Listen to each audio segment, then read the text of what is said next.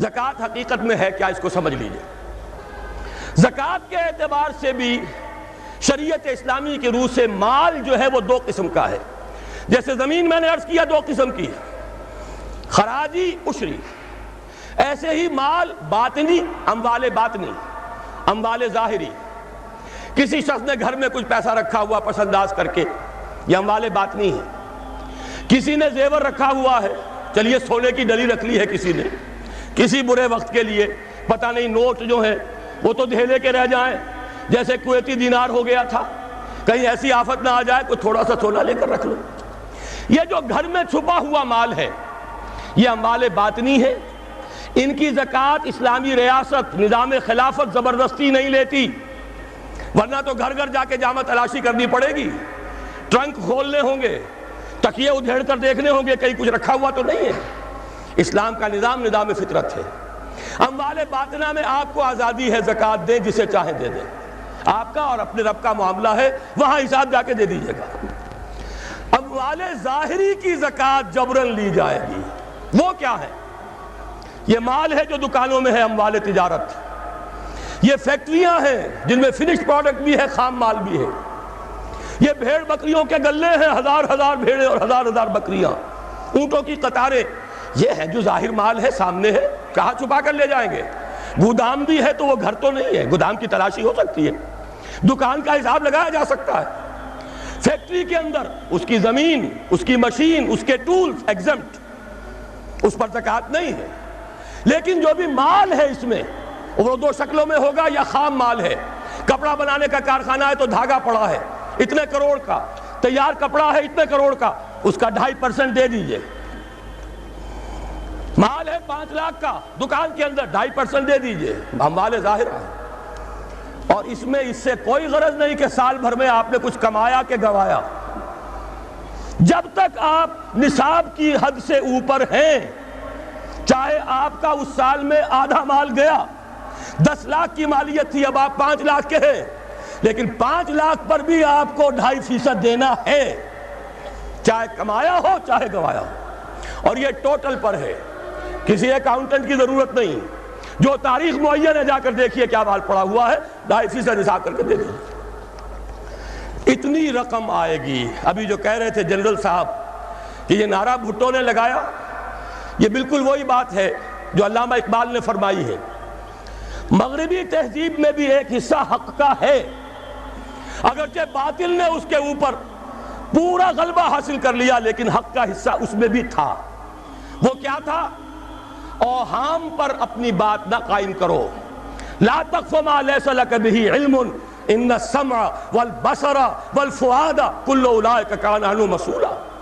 علم پر بات کرو، وہم پر نہیں، محض تصورات پر نہیں، محض توہمات پر نہیں، علم پر، موقف تمہارا علم پر قائم ہونا چاہیے۔ یہ بات تھی، انہوں نے لی، توہمات کو ختم کیا، کھول آنکھ، زمین دیکھ، فلک دیکھ، فضا دیکھ، مشرق سے ابھرتے ہوئے سورج کو ذرا دیکھ۔ لہذا سائنس بڑھی، ٹیکنالوجی بڑھی، آئی ان کے ہاں ترقی آئی۔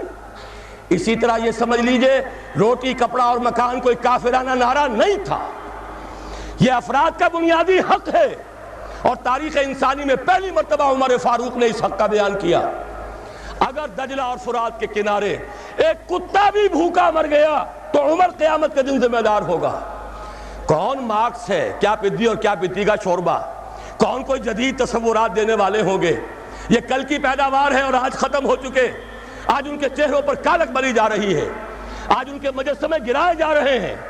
عمر فاروق کا فرمان، یہ محمد کے غلام اور ایک ادنا تربیت یافتہ سپاہی کا فرمان ہے، یہ تا قیامت قائم رہے گا۔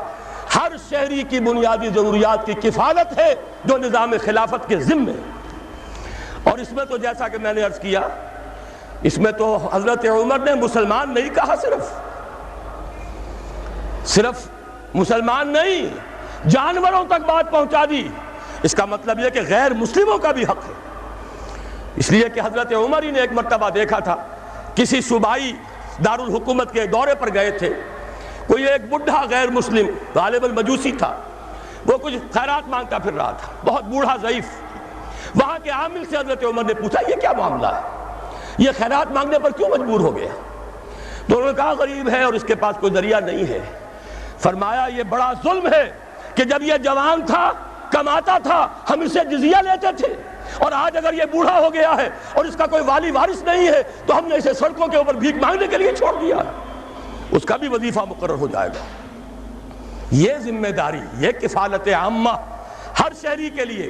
اور یہ جان لیجئے تجارت میں اور صنعت میں یہ سارا فساد جو اس وقت ہے وہ اس وجہ سے ہے کہ عام آدمی، عام کسان، عام مزدور مجبور ہے کہ سرمایہ دار اور جاگیردار کی ٹرمز پر کام کرے۔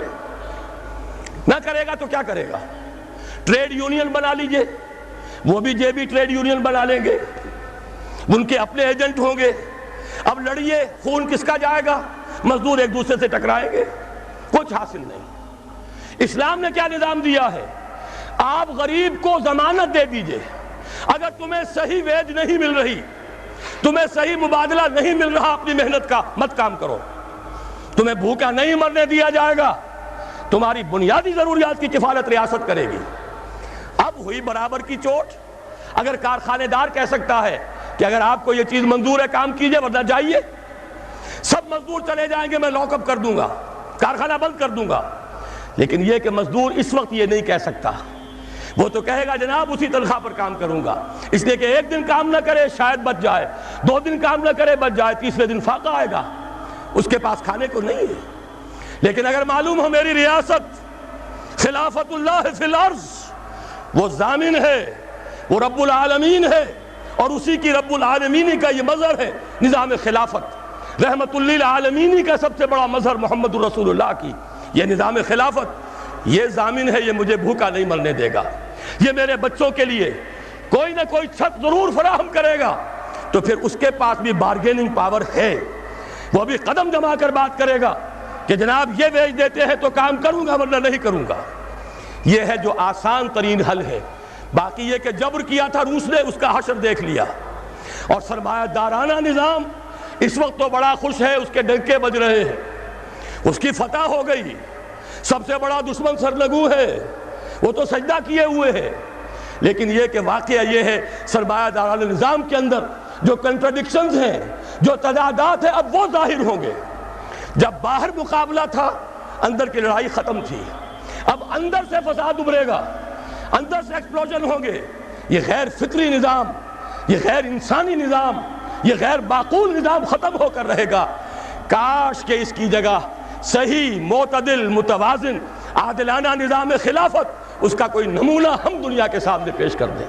اس وقت پوری دنیا کی طرف ہماری ذمہ داری ہے، ساری نوع انسانی کے ہم مقروض ہیں کہ ہمارے پاس ہدایت ہے، لیکن ہم اس پر خزانے کا سانپ بن کر بیٹھے ہوئے ہیں، نہ خود عمل کرتے ہیں نہ دوسروں کے سامنے نمونہ پیش کرتے ہیں۔ یہ خلافت کی تحریک اسی لیے ہے، یہ سارے نظام کو بدلنا پیش نظر ہے۔